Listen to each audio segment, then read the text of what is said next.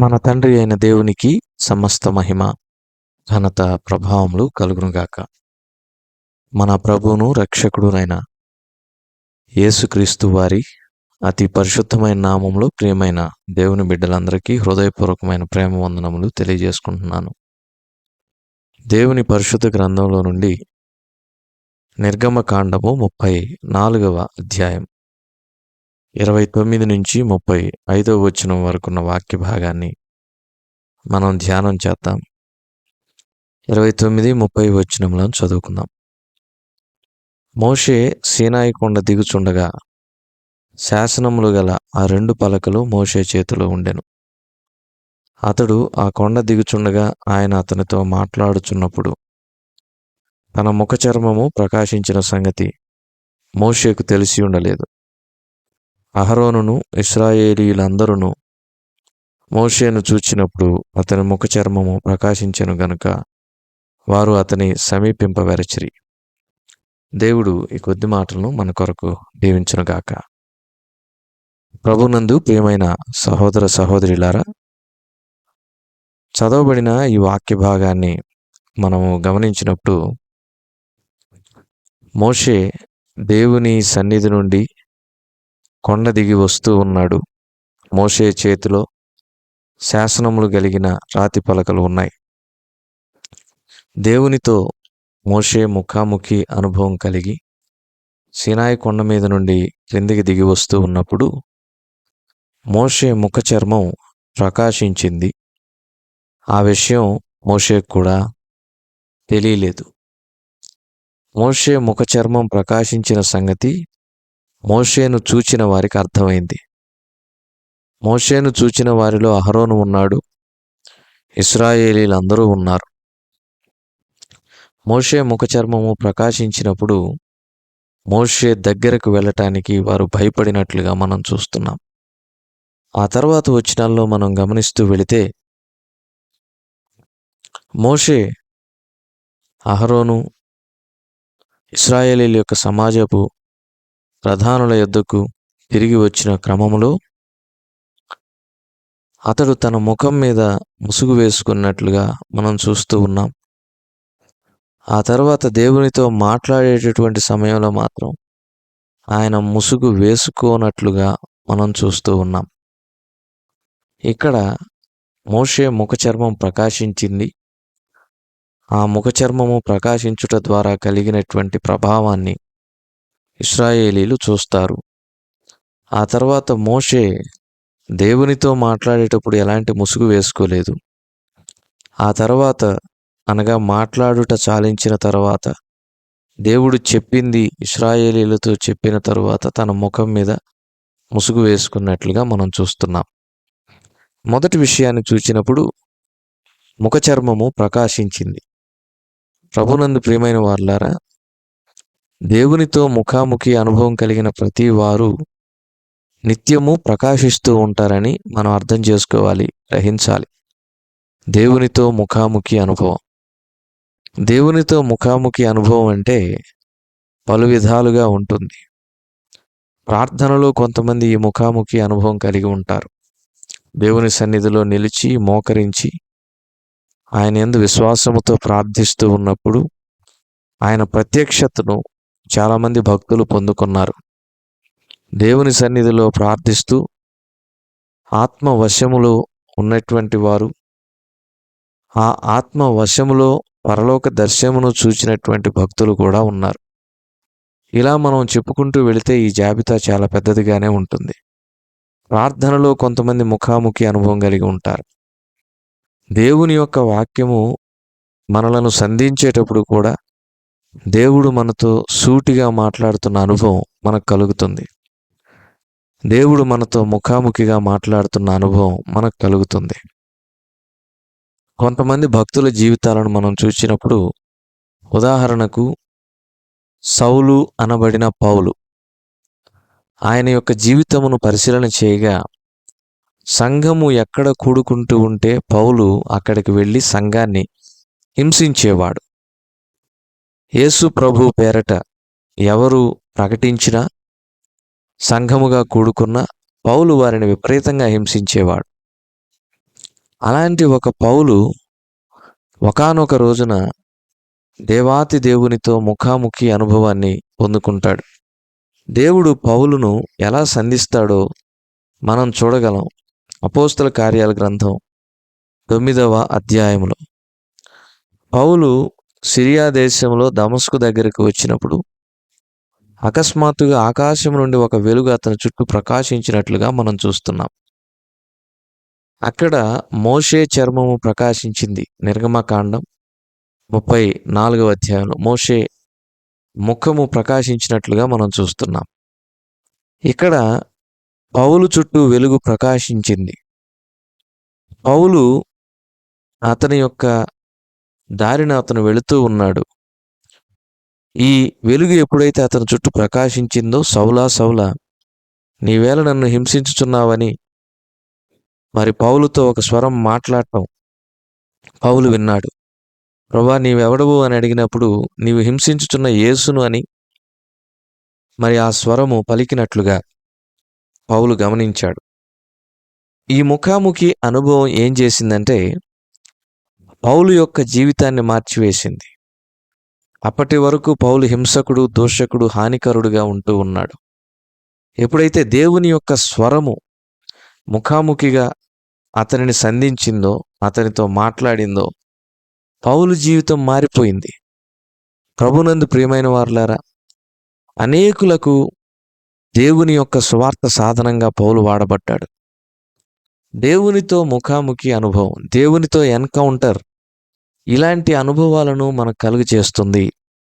కాబట్టి మన జీవితంలో ఎప్పుడూ కూడా దేవునితో ముఖాముఖి అనుభవం కలిగి ఉండాలి.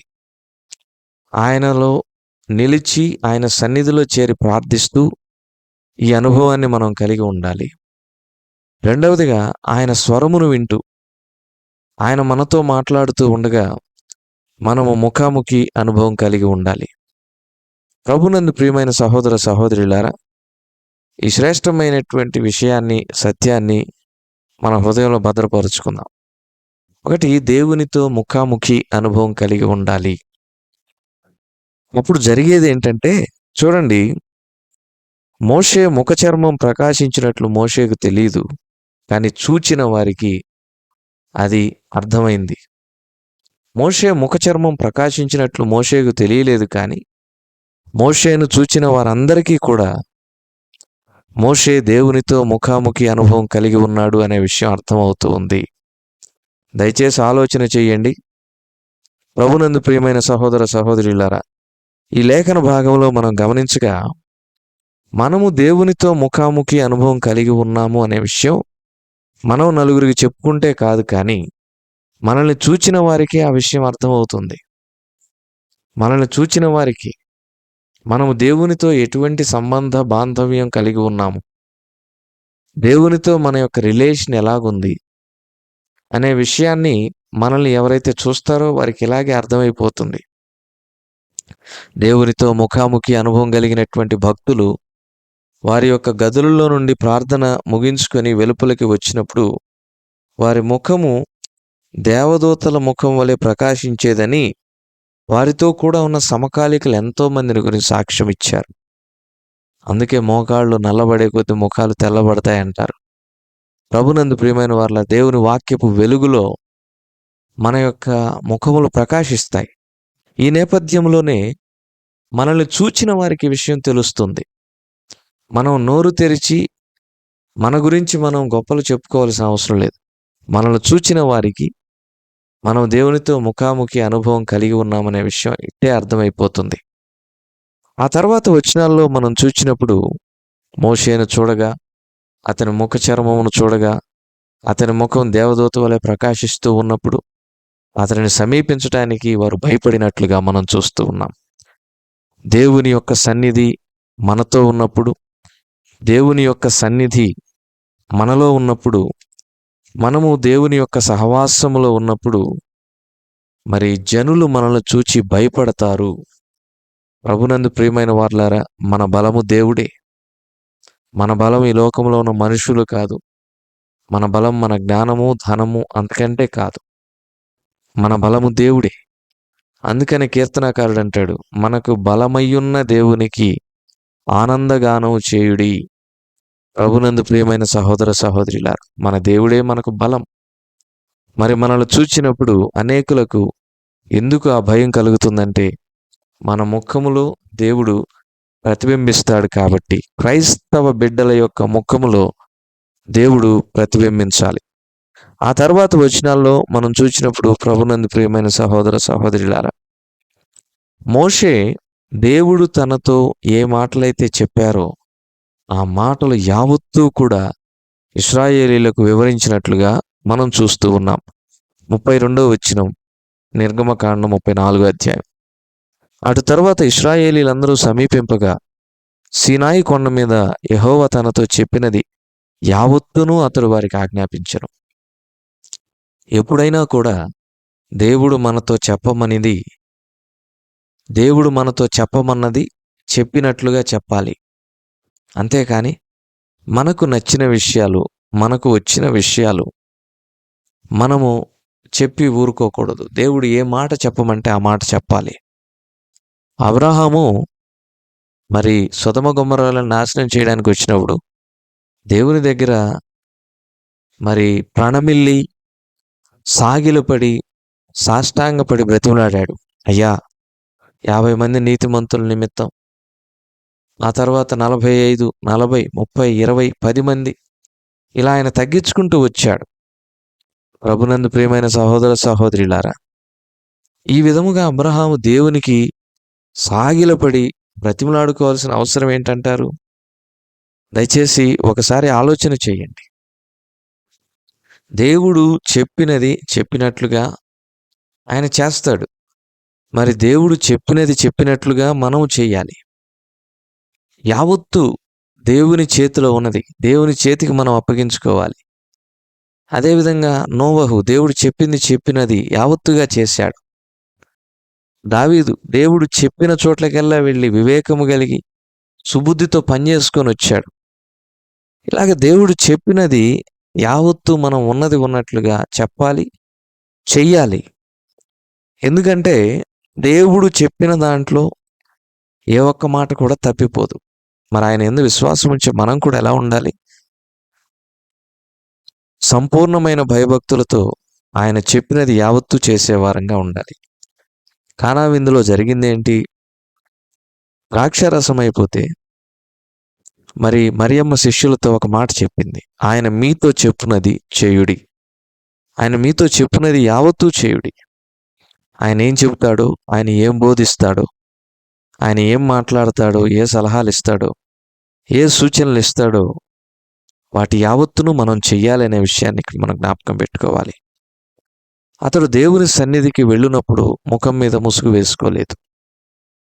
మోషే ఎలాంటి ముసుగు లేకుండా, అరమరికలు లేకుండా, అంతరంగమంతా కూడా శుద్ధి కలిగి దేవుని ఎదుట నిలవబడ్డాడు. ఒక రోజున మనం దేవుని ఎదుట నిలబడినప్పుడు సిగ్గుపడనక్కర్లేని పనివారంగా ఉండాలని తిమోతిలకు రాసినటువంటి 2వ పత్రికలో మనము 2వ అధ్యాయమును చదివినప్పుడు అక్కడ ఈ మాట తేట తెల్లంగా రాయబడి ఉంది. 14 నుండి 18 వచనాలు చదివితే 15వ వచనంలో దేవుని ఎదుట మనం సిగ్గుపడనక్కర్లేని పనివారంగా ఉండాలి. ఎలాంటి ముసుగు లేకుండా, ఎలాంటి దాపరికాలు లేకుండా యథార్థతతో దేవుని యొక్క సన్నిధిలో మనం నిలబడాల్సిన వారముగా ఉంటున్నామని మోషే ద్వారా ఒక పాఠాన్ని నేర్చుకుంటున్నాం. 1, మోషే దేవునితో ముఖాముఖి అనుభవం కలిగి ఉన్నాడు కనుక అతని ముఖ చర్మం ప్రకాశించింది. అది మోషే కాదు, మోషేను చూచిన వారందరికీ కూడా తెలిసింది. ఆ తర్వాత ప్రభునందు ప్రియమైన వారలారా, దేవుడు చెప్పినది యావత్తూ మోషే ఇశ్రాయేలీలకు చెప్పాడు. ఒక మాట కలపలేదు, ఉన్న మాట తీసేయలేదు. ఆ తర్వాత మోషే తన ముఖం మీద ముసుగు వేసుకోకుండా దేవుని సన్నిధిలో ఉన్నాడు. ఈ పాఠాలు మన హృదయంలో భద్రపరుచుకుందాం, జీవితంలో ఆచరిద్దాం. దేవుడి కొద్ది మాటలు మన కొరకు దీవించునుగాక. ప్రార్థన. కృపగలిగిన మా ప్రభువా, మీ ప్రశస్త నామానికి వందనాలయ్యా. విత్తబడిన వాక్యం నీరుకట్టి ఫలింపు చేసి మా ప్రియులను దీవించమని మా రక్షకుడైన యేసుక్రీస్తు వారి పరిశుద్ధమైన నామములో ప్రార్థించి అడిగి వేడుకొంచున్నాము తండ్రి. ఆమేన్.